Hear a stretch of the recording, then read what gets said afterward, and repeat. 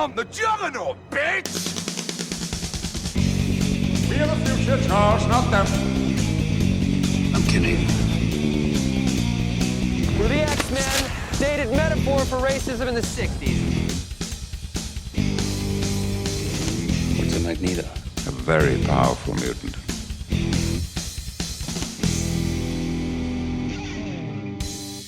Hello everyone and welcome back to Enter the X-Verse, where we are going through every movie in the Fox X-Men universe. I am Kyle, I am joined as always by my wonderful co-host Nathan, and this week, get your chimichangas ready because we are doing Deadpool. Right, Nathan? Oh, yeah. Totally. Uh-huh. I love Oscar Isaac's Deadpool. Uh-huh. I love all his quips. Yeah, he's so funny. I like it when he shaves everyone's head. I love that it came out before X-Men Apocalypse, so that's why we're doing it first, you know? Yeah, we're doing it first because it came out before X-Men Apocalypse. Absolutely. No, Nathan gaslit me is what happened last week. Yeah. You gaslit yourself, Kyle. You made me doubt myself. I did this research months ago to get the order ready, but you inserted that doubt into my mind. You Googled it on the show, live, you put it into the edit, and you were wrong. Yes, it gave me the freaking release date for Deadpool and Wolverine, which was July. Not the original movie. Which is funny, right? Because when we realised our mistake, thanks to friend of the show Ryan, I immediately remembered that these were Valentine's Day movies. I think so is the second one. Or I'm just maybe getting that confused because there's a narrative about it being a love story. But yeah, we love Deadpool. We'll talk about that next week. Yeah, because we're flipping the order because when we realised this mistake, I was in the middle of watching this movie, X-Men Apocalypse, and I'm like, I'm not going to... There's too much to talk about here, and I need to talk about it right away. Yeah. I watched this movie quite early, actually. I watched this movie before our Fan Four Stick episode even released. Mm-hmm. So I was well ahead of the curve, and then by the time our friend of the show, before he got round to watching it, it was too late. The damage was done. So there's a first time for everything, and this is it for this one. We're breaking the order. I'm pretty sure you would need to be going through the show with a fine-tooth comb, though, to actually realise this mistake. We're just hanging a lantern on it, so everyone that listens... They both came out the same year. It's in a different universe anyway. Who cares? Who cares? It's in a different universe, maybe sort of. We don't know anymore. Sort of Fox X-verse. Yeah, exactly, right? I mean, this is the movie for we don't know what we're doing anymore with the timeline. So yeah, it absolutely is. It's crazy this came out the same year as Deadpool, considering how batshit crazy this movie is and how I almost want to say conservative Deadpool is in terms of its world building and comparison. Yeah, this movie's weird, man. It's really weird, isn't it? I think it's got lots of potential, and then a lot of just nothing.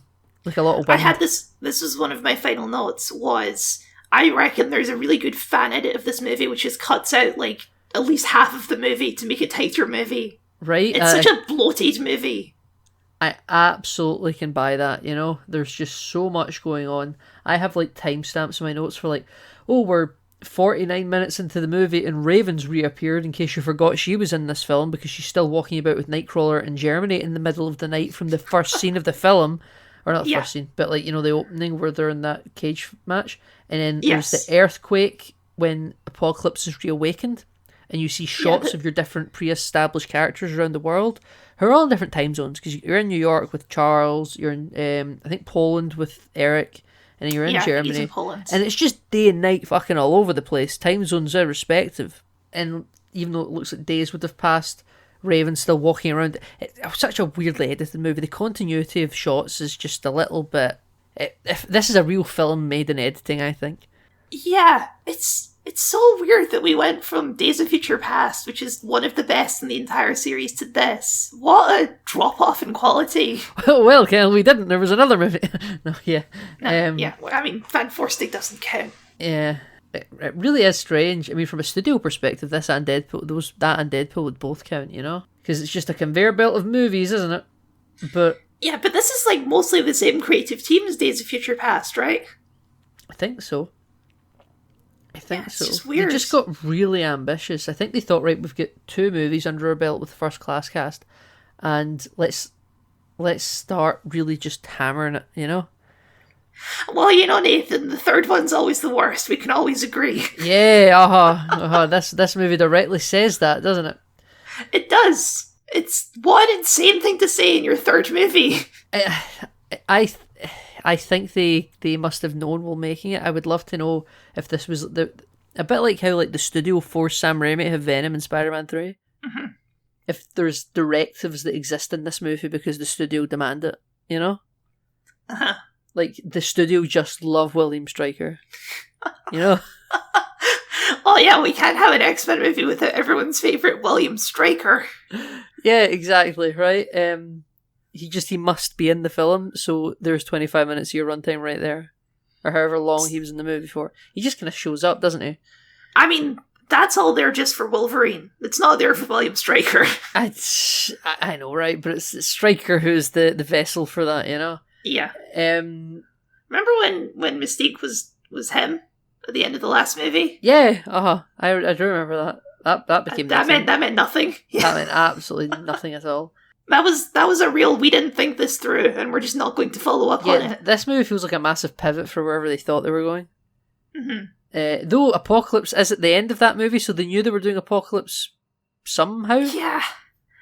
Apocalypse? Okay. He's the movie. We should talk about Apocalypse. Yeah, go for it.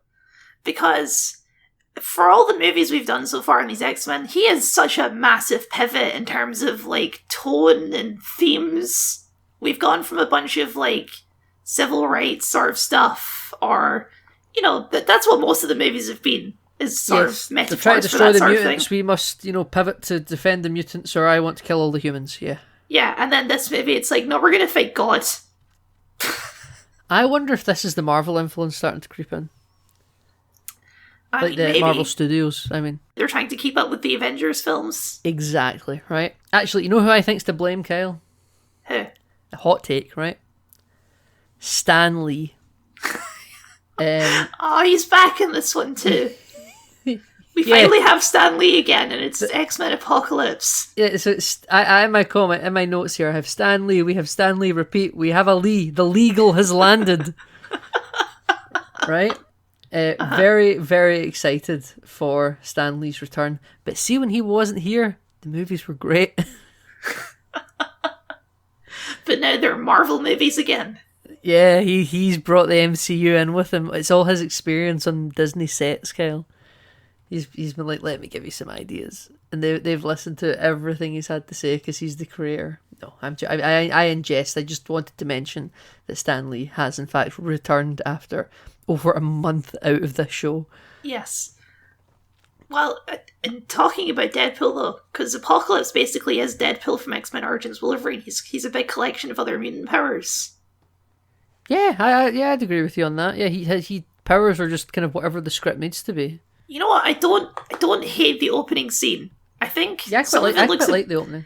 Some of it looks a bit cheap, like in terms of their representation of ancient Egypt, but Right. I kind of like that he has this pack of weird mutants that are like his horsemen. Yeah, well, yes, for the Horsemen of the Apocalypse, if you will. Yes. Because apparently other religions in the world are based from Apocalypse. Yes.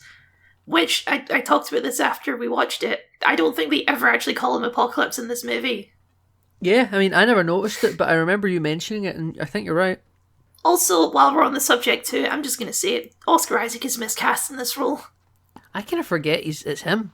I think I think the look of Apocalypse is something that you could talk about, right? But I do think that Oscar Isaac really does just disappear behind it. Sometimes you can maybe see it in the edge of his eyes, but that's it. I find his performance in this movie inscrutable. I feel like he's doing a different voice every single scene. I can't remember a single line Apocalypse has in this movie. He just stands there and then sort of vaguely murmurs about why you should be on his side, and then Eric does everything. You know? Yeah, well, okay. His plan is to destroy the whole world so that only the strongest will survive and he'll create a new society where he's all powerful or whatever, I guess. Sounds a lot like Kevin Bacon. It does sound a lot like Kevin Bacon. Somehow less believable than Kevin Bacon was, because he was using political schemes and stuff like that. He was using the Cuban Missile Crisis. He was using a touchstone real thing that happened that people can sort of relate to and go, oh, I understand what's at stake here. Whereas Apocalypse's powers are... One of my first notes is that arguably Old Man Apocalypse looks creepier than Oscar Isaac Apocalypse. So I agree. I started to refer to Oscar Isaac Apocalypse as Hot Apocalypse. But I quite enjoy all of the ancient Egypt stuff. The Mummy 1999 has really forever ingrained itself into my brain, and that's kind of how I expect ancient Egypt to look. And I think this movie almost is it's like that, but it's got more purple highlights. Right. For the sake of Apocalypse. I don't know. I mean, okay. It's fine. It's a fun action sequence. I like when he has like this sort of lady who can do force fields and she's protecting him as they fall and stuff like that. Storm. It's, it's Sue Storm, yeah.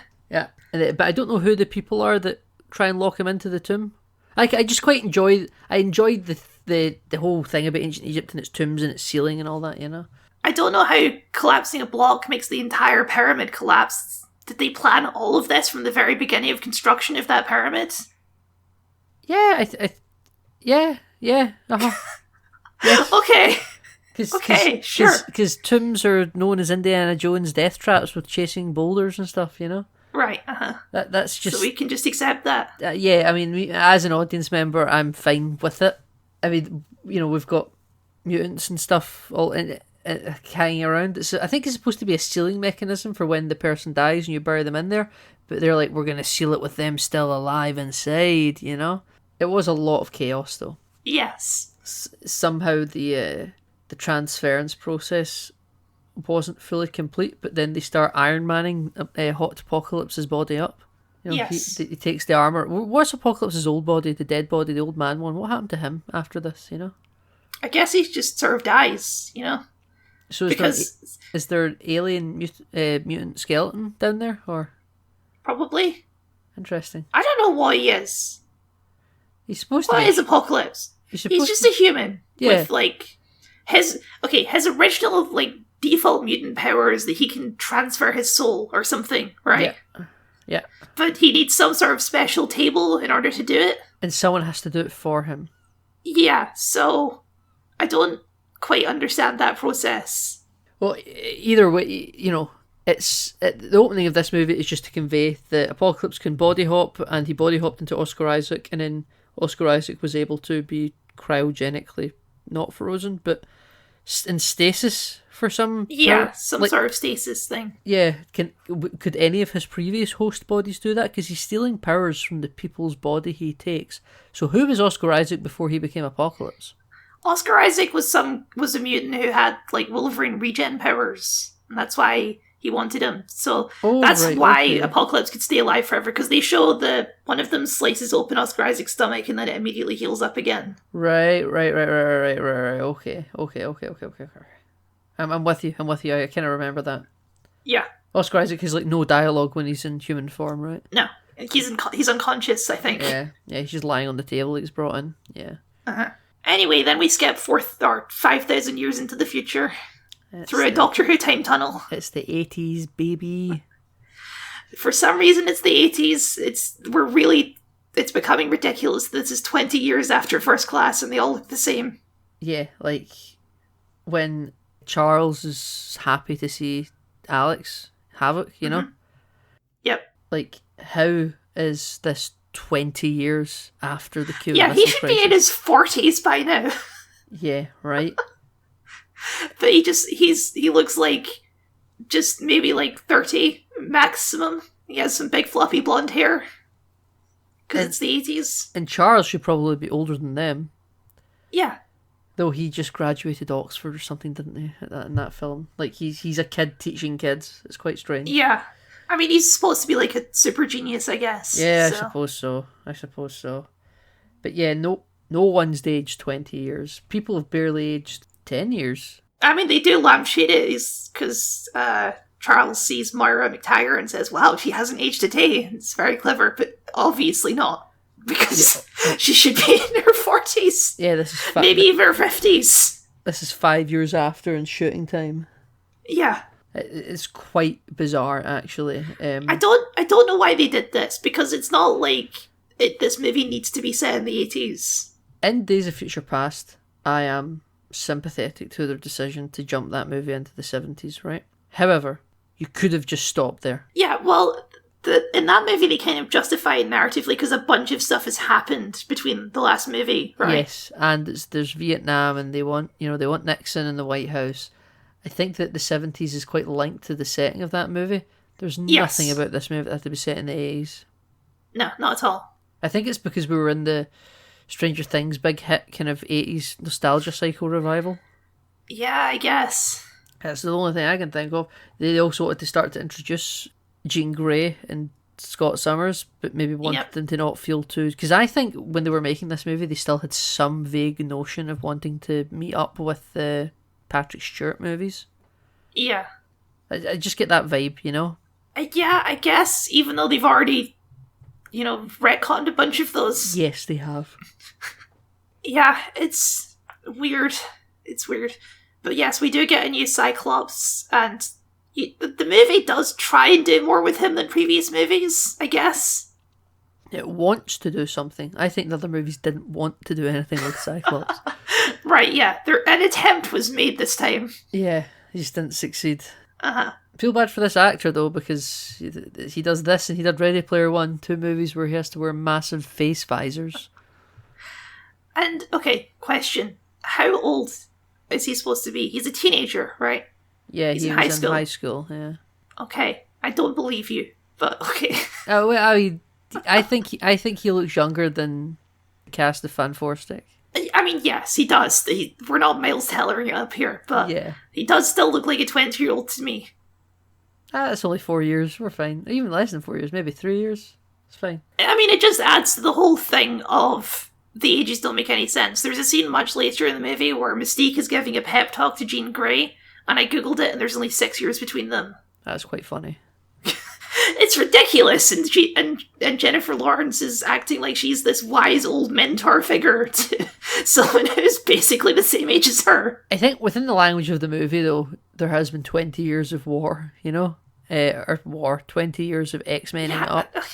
And I guess Mystique is the one character who's allowed to not age because she's a shapeshifter, but still. Exactly, right? Yeah, so we've got, many different plots that will converge in this movie. There's We've got so much. Scott Summers and his teenage drama is one of many. Then he meets Jean Grey. He meets Jean Grey. Oh, she's got a story about everyone being scared of her. Yeah, because she can't control her powers. She's very Scarlet Witch in this movie. Yeah. And we've got Mystique, and she finds Nightcrawler in a cage fight. She's helping run some sort of mutant underground railroad that... yes. That what's his name's using? Caliban? Yes, who always refers to himself in the third person. Yeah, exactly. And right. I guess he's a mutant because he has, weird eyes. I don't know what his powers are, though. Yeah, I'm familiar with Caliban. I can't remember what his powers are. We will see Caliban again. And good, very exciting. Yeah. So I'll leave that there, but we will see him again. Can't really remember what his powers are, but yeah. So Mystique's running around freeing mutants that are. I guess they're in servitude to this cage fighting ring or something. Yeah, they're like gladiators in gladiator pits. Yeah, essentially. And apparently Angel is their champion, even though I would think that Angel has a significant disadvantage in a cage fight. He must just be his whole deal is that he flies. He must just be like a good fighter, and then just the wings are just incidental. I guess so, but they're also a huge weak spot. Yeah, I know. Also, first timeline total, Angel is a young adult in The Last Stand. And as a child in the flashback at the start of that. Yeah, so that doesn't make any sense. Yeah, it makes no sense at all. Also, Blob. Blob was in that scene. Was he? Yeah, he's the one that Angel just defeated before Nightcrawler comes into the ring. We see him getting brought out on a stretcher. Yeah. He doesn't look like the Blob we know and love. With that tattoo on his arm. Yeah. Yeah. That fought in Vietnam with Stryker, and then had an eating disorder. Yeah. Where's Will.i.am? Bring him back for these movies. Okay, that's another plot. We've got a third plot, which is Magneto. He's settled down in Poland with a nice family and child. They're definitely going to live forever and are not going to die tragically. He's changed his name. His new name is Henrik. Heinrich, yes. And he's working in a metalworks factory for. Yeah, very ironic. Yeah. Mm-hmm. And everyone likes him, and he's getting on with people. I actually think that's a really interesting turn for him. I have problems with this, whole element of the story. First of all, as I say, the minute you meet this family, you're like, well, they're going to die because I've seen a movie before. Yeah. Because, I'm sorry, Mrs. Magneto, you're not an A-list star, so you're gonna die. Yes, right. But I think that given what we know about Magneto and his tirade against the humans, for him to have just surrendered the fight and just fell in love and just hiding away in Poland in a metalworks factory, it's interesting, you know? But the thing about it is, it's just a framework to establish the same motivations he had in the previous movie, which is instead of being angry about his parents, he's now angry about his new family as well as his parents. It's basically the same. They're restoking the fires that may have dulled a little bit, which I can kind of get, because I think people will be like, my God, it's been 40 years and you're still angry about the Nazis that have been at this point thoroughly dismantled. Oh, I can't imagine why anger wouldn't fade against the Holocaust. That's, totally unbelievable, that. Well, not totally unbelievable, right? But we know that this being 40 years after a 5-year movie, 5 years of shooting lines between that and First Class, the audience need an investment as well, right? We need to sort of. But there needs I to be think some attempt to shadow the sympathies, maybe the relatability. I feel like they already do that better later in the movie when Apocalypse takes him to Auschwitz. And that's more connecting with his original story and has nothing to do with his new family. You're right, it does have nothing to do with his new family. Well, in my fan edit of the movie, I'm cutting the family entirely. It's not necessary to the movie. I quite like Magneto living his little shut-away life with his family in Poland and then sort of being restoked the anger. I think it's an interesting thing to do with that character. Because it is kind of tiring just being like, oh, okay, we're still, I'm on my campaign against the humans. If you want to, I think I wouldn't have a problem with it if maybe this was just set in the 70s, but I am so keeping in mind that we're jumping a decade from the last one, that jumps a decade from beyond the one before that. I want to see these people feel like they've done something with their life, I guess. If he was still sitting in his secret underground lair, it would feel like I'm watching a weekly serial of Inspector Gadget or something, Now, you are right that it's something that's introduced in this movie, and then after they've served their purpose of getting Magneto angry, they're completely dropped. They're fridged. Yeah, they're fridged. 2 female characters as well. Oh yeah. Killed with 1 arrow, what a shot. Double kill, that's what I have in my notes. Yeah. The Polish secret police were clever to not wear their badges and not bring their guns. No metal. And Eric noticed it. He was like, where's your badges, guys? He's always thinking, Maybe it's because the movie is just overall too bloated and we could look at it for harsh things to cut. I agree, right? From a utilitarian perspective, you cut the family and we already get the reignition of anger by taking Eric to Auschwitz to ubercharge his powers and give him his armor and whatnot. In terms of just spending time with the character, I'm quite in favour of the family thing. It's everything else that I think I would cut. Well, that brings us to plot line number 5, which is Moira McTaggart is Tomb Raidering it up in Egypt. Why is Moira McTaggart in this film? I don't know. You cut all the Moira stuff. I'm actually quite in favour of that, actually. I mean, she's there to see the reawakening of Apocalypse, but we could just see that in the movie anyway without her being there. We don't need a frame of reference character. We don't need an audience insert in that scene. Yeah, we don't, right? Especially since, who the hell are those cultists who are, like, waking up this pyramid? They don't ever come back in the movie. Are they just, like, human cultists? Are they mutants? I think he, like, beheads them with sand, doesn't he? No, he just sort of wakes up and the next time we see him is he's in the market, right? Yeah, you're right. So I don't know who these guys were that were worshipping to wake up Apocalypse. It seems like that would be quite important to the movie. And what is this chant that they're doing? I don't know. They have, like, the Awakening Apocalypse chant. Why have they only just found... Oh. I actually think the biggest hurdle this movie had to get over was, or at least the film that's presented. I don't necessarily mean in concept, because in concept you could have done it a million ways better than this. But I think the only part of this movie where I'm actually going, right, what's happening here, is when they're waking up Apocalypse. Like, what is going on? I mean, the way you do that is, like, Black Adam did this better. It's an accident. That's how you awaken an ancient being like this. You do it by accident. Have some commentary about drilling for oil or something. Sure, yeah. They're fracking the land and they accidentally wake up Apocalypse. Right? That's very on the nose. Like, sure, but at least that would make more sense. Yeah, you're saying you've fracked the land and they've got 4 horsemen. Right, okay. Yeah, because that would because part of Apocalypse's whole deal is, like, they have squandered this world or blah blah blah or whatever, right? Yes, So I agree. I mean, Kyle and Nathan have just effectively given a better entrance to Apocalypse for this movie than what the movie gave us. Yeah, and that pulls into all of the Apocalypse stuff being weird, which is he wants his horsemen. He likes having a group of friends, right? And I appreciate that. Yeah, I think it's funny. Friends. But his horsemen are just whoever he runs across. It's just, like, whoever he happens to find. Yeah, but, like, how does he find who he finds, right? It's so strange. Like, what? Well, okay, so he randomly runs into Storm in Egypt. Storm's in the local area. There's an Egyptian cover of Iran playing. Yes. And she's, like, leading a group of, like, homeless people, street rats types, like Aladdin people, Robin Hood types, stealing from the rich and giving to the poor. And her hero I is just got the Mystique, impression Kyle. she was just stealing to survive, to be honest. But her hero is Mystique. Yeah, she has a poster of Mystique on her wall.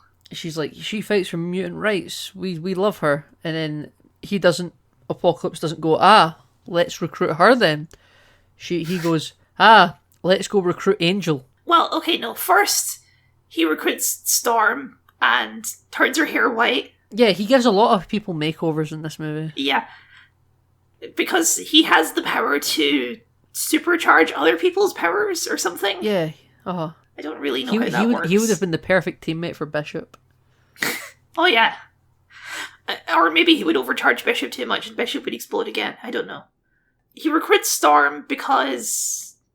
I don't actually know why Storm goes with him, to be honest. I don't know what Storm's motivations are in this movie at all. She wants to fight for mutants because Mystique has inspired her to fight for mutants.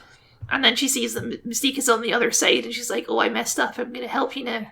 Yeah, exactly. And that's Storm's deal. Uh-huh. Okay, but here's Storm takes Apocalypse to see Caliban. Yes. Because I guess Storm also knows that Caliban is the sort of mutant... I don't know what his deal is. He's like an information broker. Yeah, he's like, pay me money, I'll give you your mutant fake ID to get out of the country. Because is this East Germany they're in? Are they, like, all behind the Soviet Iron Curtain? I think so, which I don't know how Storm, a street rat in Egypt, knows about this guy, but okay. Or maybe did they go there looking for Mystique? Maybe I'm being too just generous, because Mystique works there. Maybe, why would Storm know that, though? I don't know. Okay, I'll get nothing for you. And then Apocalypse touches the TV, by the way, and absorbs all the knowledge like it's the internet, even though it's a TV, it's not the internet. Yeah, he touches the TV and absorbs the English language in Egypt and takes in all human knowledge over the past however many... Yeah, he knows about nukes. He knows where all the nukes are now. Because apparently in every TV channel... Is he using it to tap into radio waves so he goes into every broadcast television? Like, is he watching Star Trek? Maybe he is. Maybe I'm surprised he never got a good moral compass from everything he absorbed. Or is all TV just broadcasting Cold War political propaganda back then? I guess so, yeah. But for TVs, I assume didn't exist 5,000 years ago, so how does he know what it is? Why isn't he like, what are these magical people on this box? He knew what radios were, because he's a mutant, Kyle. Right. He's a wizard. He's basically just a wizard. Yeah, he is just basically a wizard, you're completely right. I mean, he does, okay, they do some interesting stuff with his powers, like when he first meets Storm, he melts that guy into the wall. Yeah, no, That's kinda neat. He decapitates a line of people with sand. He picks Yeah. up the sand and uses it like a rope to cut people's heads off. That's pretty cool in my mind. Yeah, It's it just- seems like it would be useful in every single circumstance, but he never does it again. No, because he lets his horsemen do stuff. Because this sells toys, Kyle. I think this movie has the aesthetic of plastic action figures. Especially for the horsemen. Especially They are- for the horsemen, yeah. They are so plasticed up. Yeah, right. It's all supposed to look like armor, but it's made of plastic, and it's just... I think the most egregious makeover probably is actually Angel. Yes, with his weird, like, face mask thing and the tattoos and all that. And his metal wings. Yeah. Did the adamantium him? Has he got adamantium wings now? Because he can He shoot does. knives off of his wings, and then Yeah, he can shoot, presumably- like, feather knives. Yeah. then presumably regrow them. I mean, maybe. Who But they knows? regrow metal. I think the implication is that Apocalypse rewrote his molecular structure to do that. Because we kind of see, like, all his bones reform and stuff like that. Yes, we do. But does that But mean that's he okay. has That's after he goes to Caliban, and then he meets Caliban's bodyguard, which is Psylocke, and says, "Psylocke, you're one of my horsemen now." Yeah, and she goes, okay. Okay. Yeah. Psylocke has 'Cause the I least guess- to do in this film. Oh, 100%. Because his whole deal is he's looking for super powerful mutants, and Psylocke is literally the second mutant he's ever run into, and she can do a pink dagger, so I guess she she's pretty gives me powerful. big Electra vibes in this film, Cal. Especially when she gets her costume. Yeah, especially when she gets her costume. And Her she just- costume is comic accurate to a distracting degree. Yeah. It's Even the way too Fortnite horny version for this looks like movie. This isn't a horny movie, but she's wearing this like latex like swimsuit outfit, Yeah, completely legless. Yeah. which like I don't have a problem with. I'm fine with comic accurate looks, but it just doesn't fit in this movie. It's not the vibe. Everyone else is all plastic action manned up. Mm-hmm. So Storm has a big white mohawk. Yes. Angel has a leather sleeveless jacket, I think, but big metal wings. Well, he doesn't get a leather. He just gets like a silver armor look type Does thing. he? It's Does like he? yeah. I must think of what he's wearing in the fighting pit. Angel really goes all in on the apocalypse thing. He's invested. Yeah, he was just drunk listening to Metallica before that. But yeah, they pick up Angel because Psylocke is like, I know a guy who would be useful, and it's Angel, apparently. It's Angel, apparently, yeah. And then Because that's our third most powerful mutant in the world, guy with wings. guy with wings, right? And then the film sort of drops the team for a little while till we get back round to Michael Fassbender when he shows up to the metal factory to kill everyone. Mm-hmm. I like all of this. I promise you, no matter my critiques of this movie, I think I will always enjoy just watching Michael Fassbender play the character Magneto. He walks into a room and I am attentively watching, you know? Well, they're trying to tie this back and forth because Jean Grey has sort of psychic visions of the apocalypse, like the visions from Mass Effect. Yeah. She sat in her room, and that is a cool effect when she's in her room and she's sort of cyclically melting all the paint off the walls and stuff. Yes, she's like having a nightmare. Beast is still in human form because he doesn't want to do all the makeup. Yeah, there's someone else in this film that's like that as well. Yeah, at least with Mystique, they kind of try and justify it in the story of like, oh, I don't want to be these people's hero or whatever, right? Yeah. With Beast, it's just like, oh, I can't be arsed. But I've Beast has lost- always been one for taking his serum. Beast is always had Yeah, trouble but- integrating. That was always the struggle with the previous movies, Mutant Pride. Mystique always wanted to be Pride and blue and proud, though she'd never fucking done it. I just feel like by this point, hasn't Beast been through that arc at this point where he's like, he's happy being a big blue man now? Eventually, this character is supposed to become Kelsey Grammer, who just walks around in blue beast form all the time. Yes, yes, but we still got another 20 years to go, you know? Or it's not too distant future, Kyle, so really it's going to be another 30 years to go, you know? Uh-huh.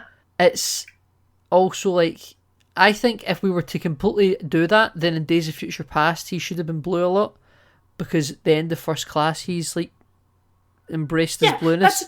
At the end of First Class, he has, and then in Days of Future Past, this was a problem too. I generally find Beast to be the weakest character in these movies of the First Class cast. He's just like Charles's second. Yeah. Yeah, I mean, you're not wrong. It's because I guess in this movie, he's the one who wants to reform the X-Men. Yes, And he's building a secret jet in the basement.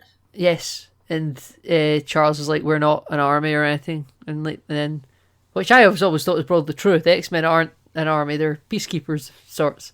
Uh-huh. But then they're some sort of superheroes. Yeah, this big military stealth jet is underneath the basketball court, and Mystique loves this when she shows up. Yeah, for sure, because they've still got a weird sort of chemistry romance thing going on that's becoming increasingly... Is this going anywhere? No.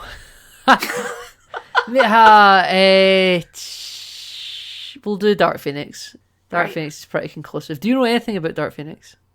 I know it's about the Phoenix. Right, okay. So, we should note this film also has its, like, it wants to have its cake and eat it.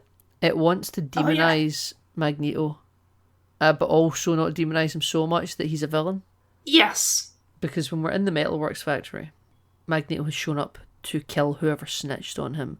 The only reason he got outed is because he saved someone's life in the Metalworks factory. Because it was a real Jedi Fallen Order situation. You don't reach out, you know? Yeah, exactly, right? But he did, and he's been outed, and now his family's dead. So he's gone back to seek revenge, and he's going to kill every person in that Metalworks factory. And then Apocalypse shows up in his bubble teleporter with his 3 horsemen, and he just drops everyone through the floor. And he's like, I will do the villainy for you. Mm-hmm. Magneto, in my opinion, is the only person out of the horsemen that feels like he deserves to be there. Maybe Storm, but the film doesn't really do much with her. You mean in terms of, like, power level? Yes. Yeah. Because it's already been established that these movies really play into that Storm is immensely powerful. And apparently Apocalypse has made her even more powerful, I guess. This is why she can create tornadoes. Maybe I could read that. Yeah, I don't know. But Storm is powerful, and obviously Magneto is very powerful, and then, you've got Guy with wings and Lady who can do pink sword. When Apocalypse is defeated, do they revert back to their pre-boost power state? I mean, Storm keeps her white hair, so I don't think so. We never see Magneto use magnetic fields ever again. Yeah. Because really, Magneto's the one doing all of this at the end. Apocalypse is just sort of on standby to transfer body. Yes. Can he walk then if he goes to Charles's body?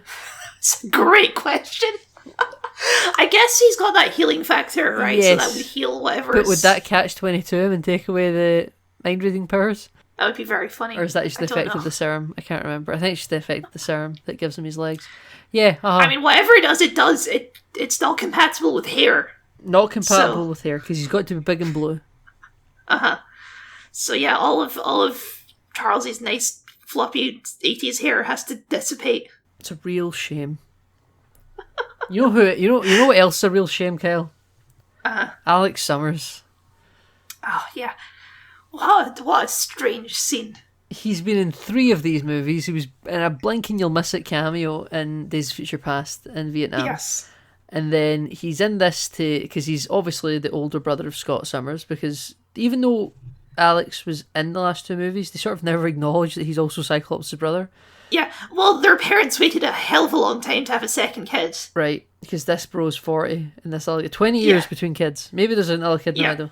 And remember this. And they have similar but not the same power. Yeah, red beam powers, but one is formed via hula hoops and beams, and the other one is eye beams. Yeah. Alex is here to introduce Scott. I think this is a nice handing of the torch in the Summers legacy, to be honest with you, Kyle. But sure, okay. I like all the school stuff in this movie. I always like seeing the X-Mansion school actually just being a school. Yes, this is the first time in the First Class era I think we've seen it since maybe the end of First Class. But yeah, Scott gets his introduction to this mutant school, and I like that we always get like little background shots of mutants just doing weird stuff. Yeah. I did chuckle. Jubilee's in this movie for 5 seconds. What? Jubilee? Jubilee. Yeah. They kind of set her up like she's going to be part of the gang, but then she just isn't part of the gang. I seem to remember she might have been even part of the press junket for this movie. I can't remember. I mean, she's quite a notable actor, right? I do not know. I'll completely concede that point, but I remember Jubilee being a bigger part of this movie than I witnessed her being in rewatch. Yeah, she's really only there for that one scene where they go and watch Return of the Jedi. Yes, because it's the 80s. And the third one's always the worst. Yeah, I have a lot of that in my notes where like, hey, in case you forgot, this movie's the 80s, that they're mentioning stuff really strangely because it's the 80s. Well, we didn't mention also Quicksilver. That's plotline number 6. Quicksilver's in this movie. He shows up at like the 45-minute mark to be like, I'm in this movie too. Yeah, and we're going to do something about how Magneto was my father. I mean, we're going to talk about doing that, but then not do anything with that. Yes. Because so we should let's talk about that then, right? We'll talk about what leads to that thing being dropped. So, Apocalypse and his merry band of thugs show up at the X Mansion because Charles has outed himself by using Cerebro. They sort of track him through Cerebro. Yeah. And it burns Cerebro red and they fall out of it, and they show up. And that's also a good scene. The scene I genuinely like in this movie is when he uses Charles' powers. He sort of manipulates him to launching all the nukes into space. Yes, absolutely. I think that's a cool scene. That is a cool scene. You're right. This movie has so much potential in it, I maintain. Yeah. And then he uses his power of telekinesis to bring Charles over to him in the wheelchair, just slumped over. And Alex is like, I'll save you by shooting a massive red beam right at you, Charles. And they teleport as the beam is fired. And right behind where they were standing was the hangar bay, right where the X-Jet's purple negative drive is. Yes, which we have established earlier in a conversation with Rustique. He was like, oh, this thing's basically a giant bomb. Yeah. Or he has a line basically exactly like that. And big explosion happens out of fucking nowhere. This movie was not leading in this direction at all. No. This is just like this is like get the audience to wake up in their seat moment of the film. And in Nathan, we need some reason to have another Quicksilver time in a bottle scene. Yeah, so in this explosion, Quicksilver comes to save the day and we get our time in a bottle scene with the Eurythmics' Sweet Dreams playing. Mm-hmm. And it's not as good as the last movie. It's like one of those maybe more technically impressive ones because it's doing more, but it feels like it's got less passion behind it. Yeah, it feels more cynical. Yeah. Where it's like it might be more technically impressive. There's more dynamic lighting. There's fire coming up through the ground that he's got to kind of dance over these floorboards and save, lots of every single student in the bloody school and throw them out a window and then bring out a big bedsheet to catch them, that kind of thing. Mm-hmm. But it's all just like, oh, I've seen this now. Like, we're just doing this again, are we? Yeah, that's how I feel about it too. And I do like the song, I guess, so that's something, but yeah, it's such a weird tone for this too, because this is where Havoc dies. Yeah, and his initial, the reveal of his death is like a joke. Yeah, it's like, I think I got everyone. Not everyone. Yeah. It's bizarre. And they don't even show a body or anything. He just got evaporated. Yes, yeah. Havoc no more. Should know, by the way, the Eurythmics, part Scottish band. Annie Lennox, Scottish. Yeah. Uh-huh. There's a lot of bands that are secretly Scottish, especially from the 80s. Yeah, you're right. Was it Simple Minds? Don't You Forget About Me? Yeah. They're Scottish. Yeah, they're Scottish. Yeah, Simple Minds. They're from near Glasgow. AC/DC. Yeah, Australian immigrants at a young age, but Scottish born. Yeah, good stuff. Sorry, we're not talking about that, Nathan, because now Stryker shows up into this movie. This is when Stryker shows up. Yeah, this is when Stryker shows up and he's like, oh, all these kids are scattered everywhere over the lawn of the X-Mansion that's now in flames. It was just, it's just foundations at this point. It's completely reduced to nothing. Yeah, it's atomized. And everyone's sort of outside, sort of stunned and shocked. I think this is the first time in the movie that Mystique is full body paint blue. Yeah, because for some reason when Quicksilver takes her out, she goes blue. Yeah, I don't know why. So, I mean, from a shooting schedule perspective, I can see okay, it's a big outdoors, it'll be cooler than it is in an indoor stuffy set with big bright lights. you're going to be in that body paint all day. Let's do a nice summer's outdoor shoot so it'll be cooler for you, right? And they do a couple of different shots there that are maybe a couple, minutes apart from each other where she's in the blue body paint. Then that's kind of it. She wakes up in Stryker's lair in full body blue paint, but it's a CGI shot where her face is turned away from the camera and it's a transition shot to her turning round into Jennifer Lawrence. That could have been a body double for that shot. I don't think that was actually Jennifer Lawrence until the CGI transition of her going from Mystique to Jennifer Lawrence. I think this movie is really where it gets cynical on the blue body paint thing, I think there's 3 separate moments in the movie where it's clearly different sets, so it's probably different shooting days, and she's in full blue body paint. And I think one of those 2 is at the end of the movie where she's in her she's in her white X-Men costume for the end of the movie. Black X-Men costume. Yeah, black. No, I don't mean the black X-Men. I don't mean that. Oh, you mean when she's in her Age of Ultron end scene? Yeah. When they're in their danger room bit with everyone's Avengers assembled. When she's in the full blue body paint, even including in that black flight suit when they're going to fight Apocalypse with the big pyramid. Yes, that also does count. But that's not full blue body paint because she's just the face. Yeah, it's just the face and the hands, right? So I think the movie's really going lesser and lesser and lesser. And as I say, they do try and work it into the story, I guess. Like it's the script bending to Jennifer Lawrence. Yeah, no, I know. We know that as moviegoers, but I don't know if a typical audience is going to pick up on that. Okay, fine, I grant. Anyway, all of this stuff with Stryker is the worst part of the movie, as far as I'm concerned. This is the just cut all of this. We don't need this. So this will be a little maybe factoid lost to time, but I'm pretty sure up until this point, Hugh Jackman had been in every single X-Men movie. And yeah, because he has that cameo in First Class. Yes, he does. And I think maybe with the absence of Stan Lee, they wanted, I know he's in this movie, but maybe they wanted to do a thing where, Hugh Jackman will be our Stan Lee and we'll have him in every single X-Men movie. We'll find a way to sort of slot him in. Right, yeah. And they thought this is how we're going to do it in this movie. Now that also could have been studio directive. I think that's probably more studio than creative. Yeah, I would think so, yes. But I tell you what, they go all out on it. Like, they give, in terms of fan service to the character of Logan, I think they do a pretty good job. No, look, I'm not saying, like, in total isolation, it's fun to see Wolverine fuck shit up in a hallway, right? Yeah, I won't deny that. I'm on your side here, Kyle. I just want to be the voice of enjoyment of that moment as opposed to just cynicism towards the film. They have to arrange it in such a way that Hank doesn't come into contact with Wolverine because they know each other. Yeah, it's all the newbies. It's all like the people just introduced in this movie.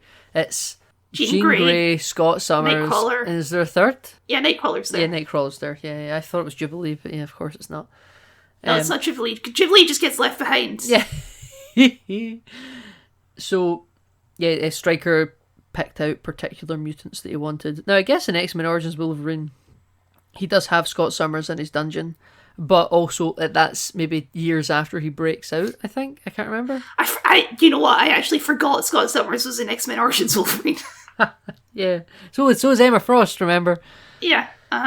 So, I mean, I think that there was also an effort from the kind of want to maybe try and do the Weapon X thing justice. Yeah. Oh, X-Men Origins Wolverine is gone. That movie's dust. We're just ignoring that movie entirely. That movie's completely in the dust. Because they give him the ragged trousers, they give him the big headpiece. The weird headpiece thing. Yeah. In terms of paying homage to the source material, this movie I think kind of does it reasonably well. Yeah. It's just got nothing to do do with Apocalypse. Absolutely nothing. Yeah, absolutely. It's not like Wolverine becomes a part of the movie after that. He just runs off into the woods and we never see him again. Yeah, so Jean Grey's like, I can help calm you down, and she, like, I don't know, brings down his adrenaline levels or something, who knows, and sort of calms him down. She learns his name is Logan. Yeah, right. No, you're an animal. You know, they're keeping an animal in here, Kyle. You know, I think that's what Scott Summers says or something like that. Right next to the reactor core or something. Yeah, I mean, they say that, but then they get in there and it just kind of looks like a regular room, so I don't know what that line was. Yeah, and then they open the door for him after they take his headpiece off, and they have, like, a moment. And he runs out the door and away, and Scott's like, that's the last time we'll see of that guy, hopefully. Like, it's all for the audience, right? Yeah. And even then, at this point, I think you're dealing with a good significant proportion of the audience that might have never seen the original ones. They might have started with First Class. Yeah, they'll be like, oh, I mean, I suppose it they would have wasn't seen Days of Future Past. They would have seen, Yeah. yeah. That film famously that Scott Summers isn't in until the very end.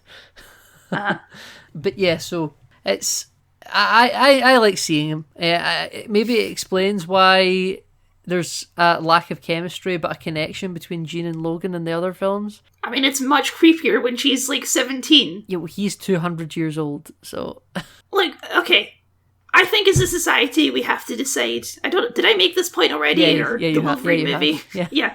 We need to decide that at a certain point that doesn't matter, right? yeah, Once a woman is 30, she can date whoever she wants, okay? It's fine. it's fine.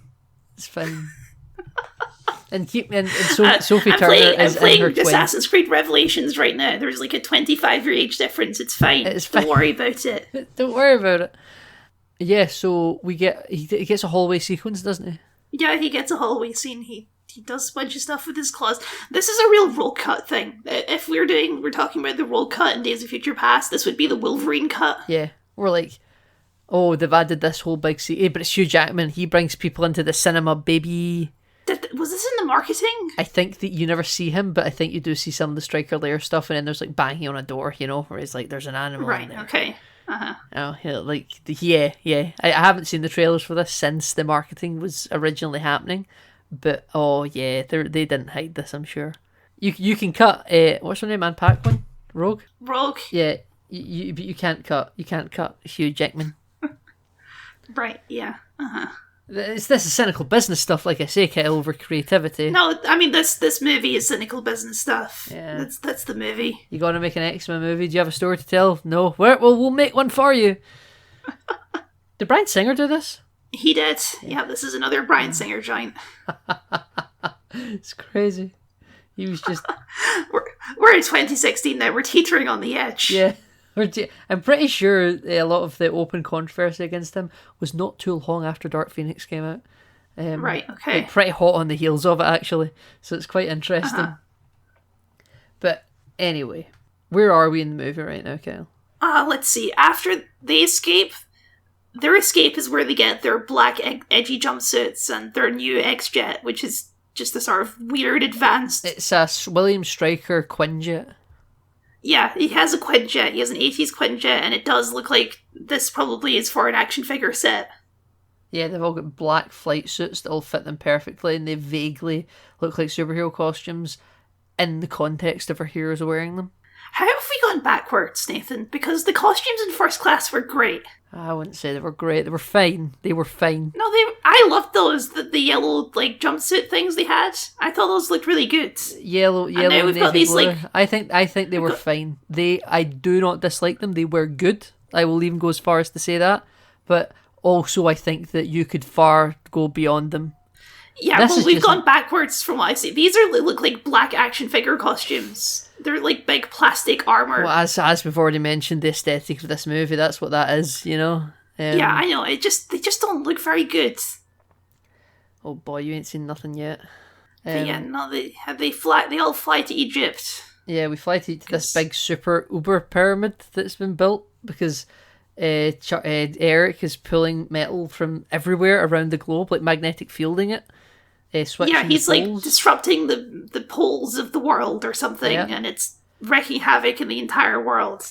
It does look pretty apocalyptic by the end of this movie. It does, specifically in Egypt. In Egypt, but we get like shots like the Sydney Opera House being like ripped evaporated. Yeah. We get a shot of New York and half the skyscrapers have collapsed and the Golden Gate Bridge is all destroyed. It's very Man of Steel. It's very... I mean, this is more than Man of Steel.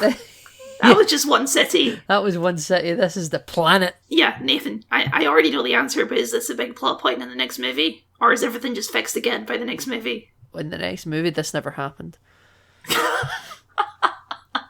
That's what I thought. Yeah, in the next movie, you see the Sydney Opera House and it's fine. You see the Golden Gate Bridge and it's fine. New York is bigger.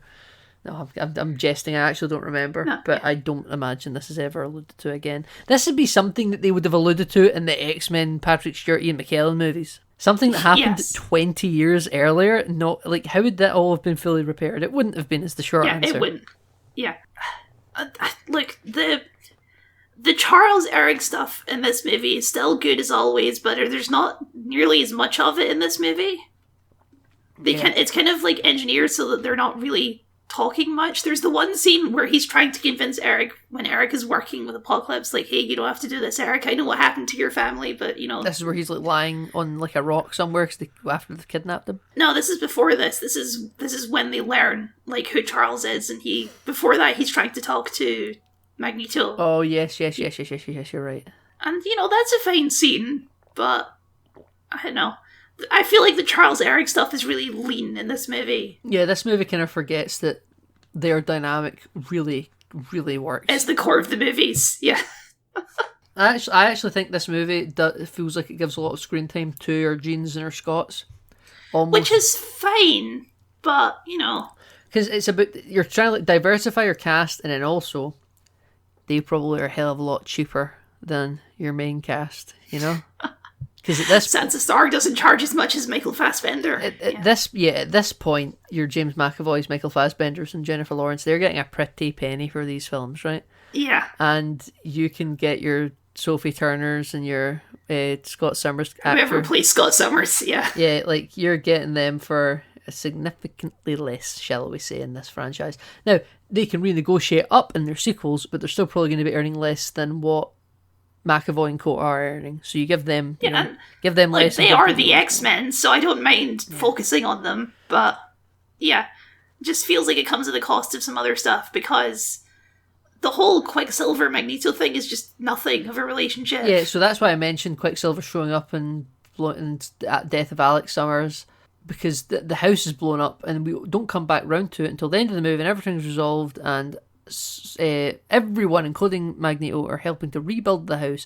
Really, to me, it just looks like it's Jean and Eric that are rebuilding the house. Yeah, everyone else is just watching. Yeah.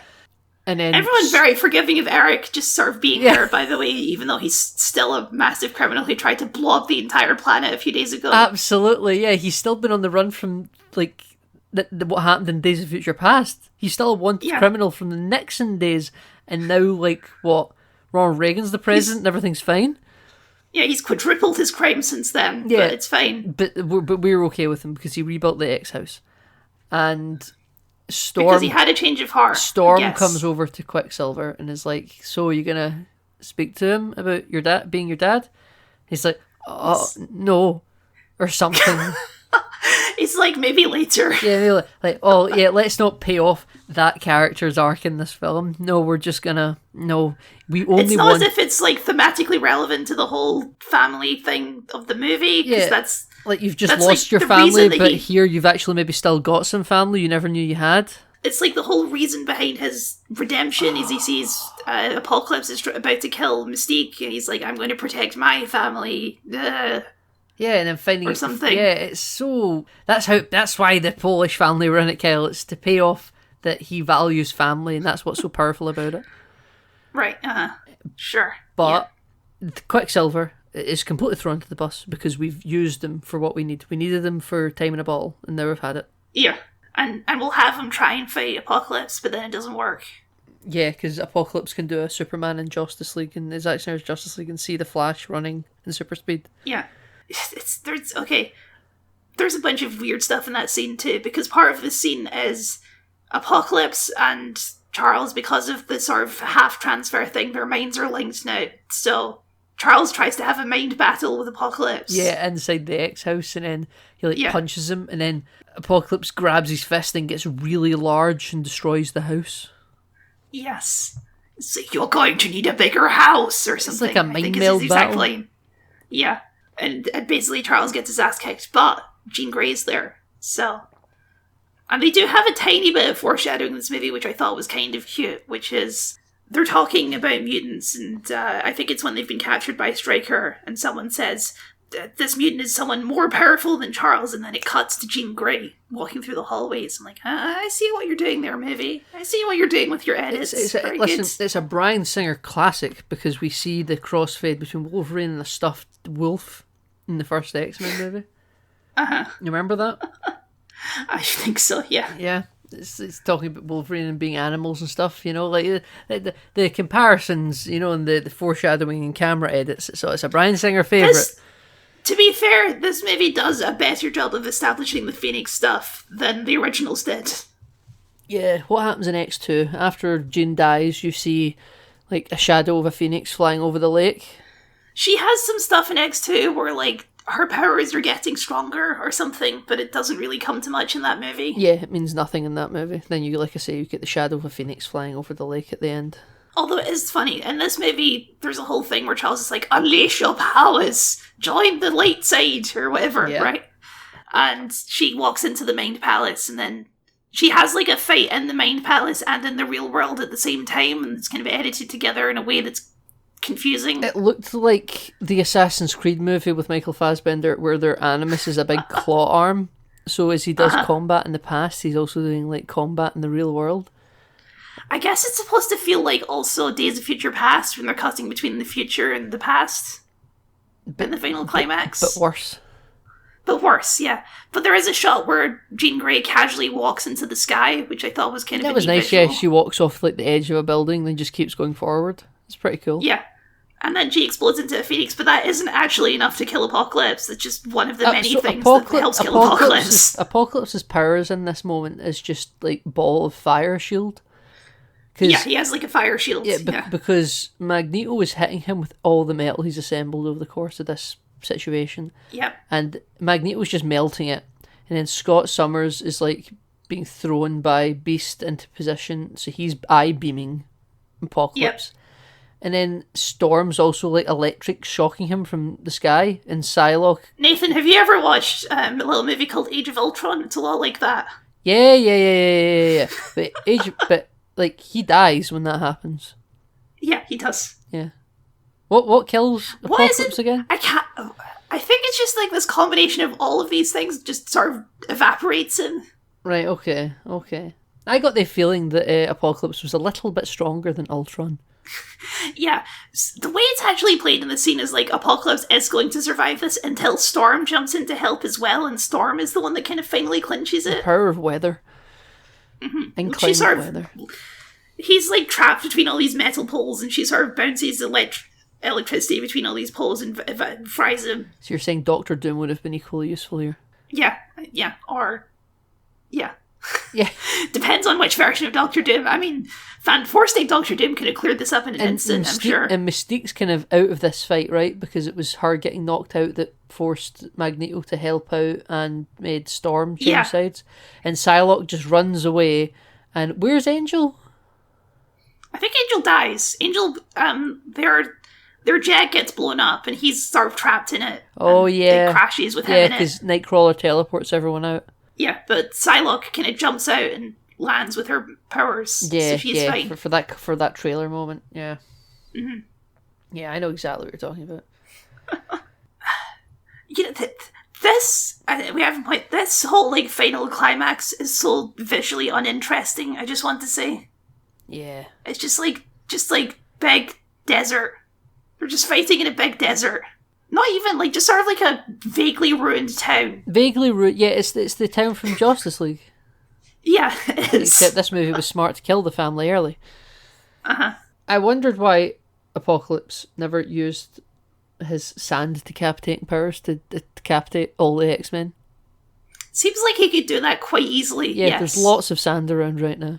Or debris, you know. There's only sand that works with, debris doesn't work. Instead, he just doesn't do that. They don't establish, like, oh, he's focused on his mind battle with Charles and that's distracting or something. Yeah. Like, He looks doesn't fine. tie in at all. Yeah, like also He looks fine. give up on your mind battle with Charles. Just go.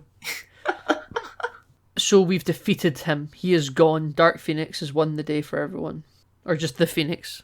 Just Phoenix. I'm yeah. attributing the name of the next movie onto this. Moira's given her memories back because she's still in this film. Remember? Yeah, that's a plot line in this movie. Do you remember in First Class when he erased her memories? Yeah, I remember. He gives them back now at the end of this movie, and that is a thing that happens. There's a scene earlier in this movie where they go to the CIA or the FBI. Yes. And it's her that they're dealing with, and Charles goes, And Alex is also like, hey, what, you wiped her memories, right? And then she's like, yeah, I'm married and I've had some kids. And then Charles finds out she's divorced and he's so happy. You know what's funny? Okay, I'm me, so I like a bit of flirting, right?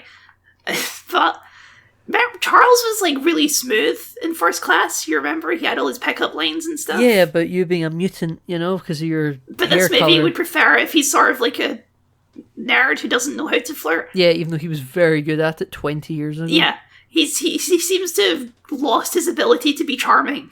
So, what age is Moira's kids, do we think? Are they 20?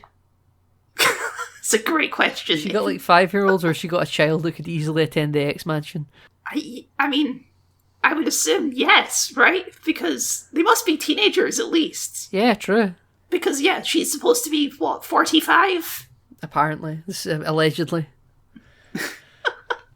But She's a salt vampire, Nathan. she's a That's- salt that's the vampire. truth. That's the truth. Okay. God, that's awful. But she's got her memories back now, and does she slap Charles? I can't remember. No, she just sort of looks happy and thankful. Oh, I see. I thought there'd be more of a, you took my fucking memories away.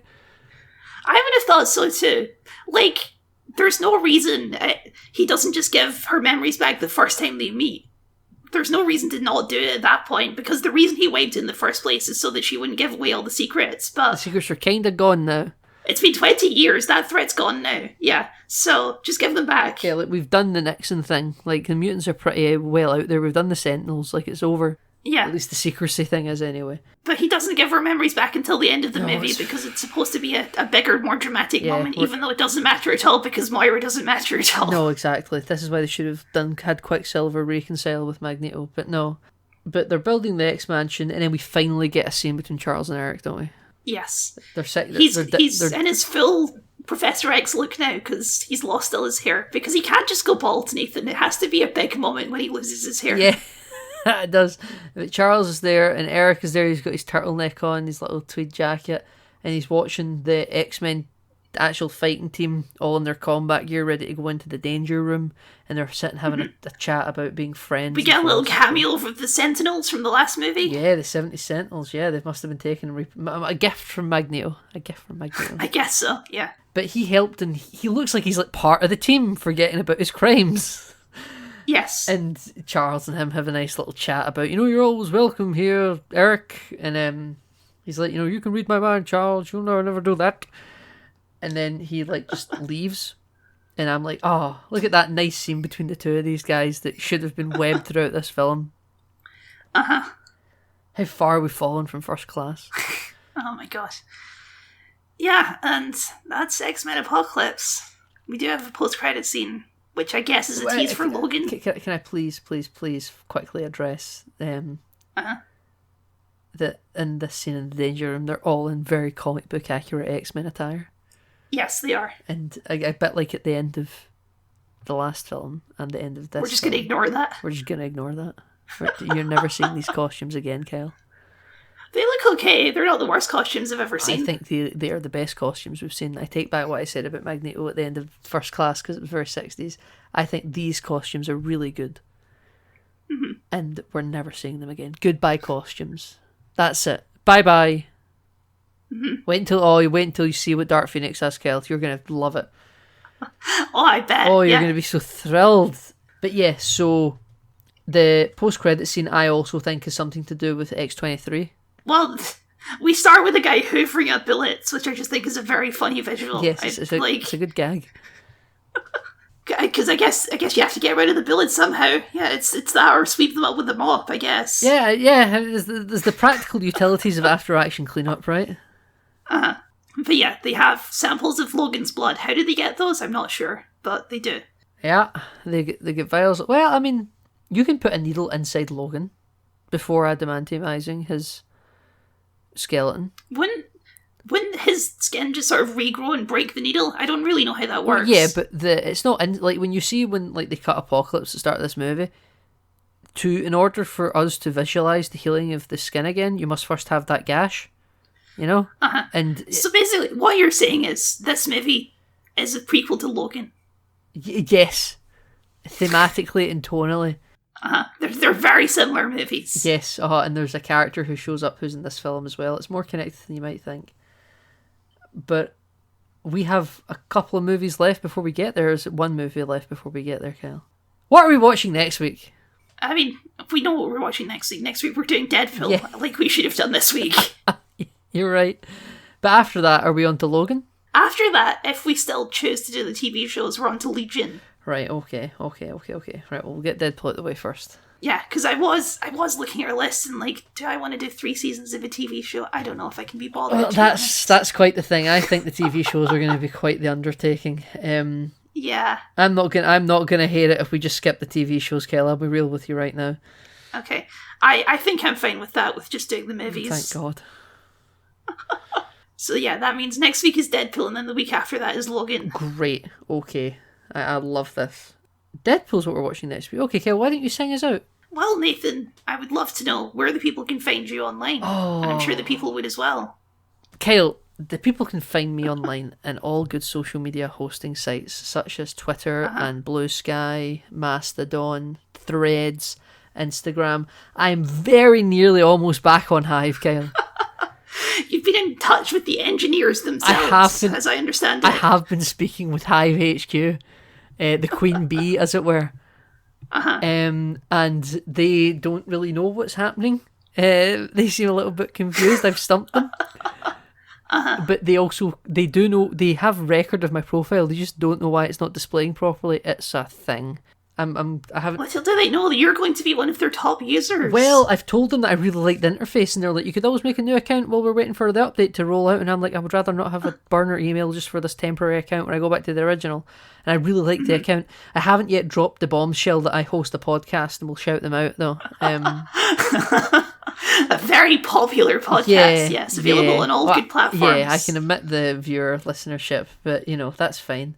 But yeah, so I'm very nearly back on Hive. So if you can find my profile on Hives, I think you can. Kyle's looked for me before after this happened and can still find it. Give me a follow there, because I might not be active on it, but I do intend to return. Kyle, where can the people find you online?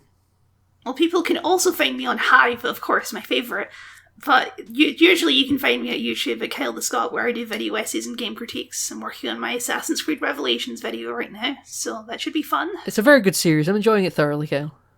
Thank you. I think this video is going to be mean, and the mean ones are fun, right? So yeah, absolutely. But other than that, you can also check out our entire backlog. We're over halfway through the X universe now. Feels like we just started. And we've all...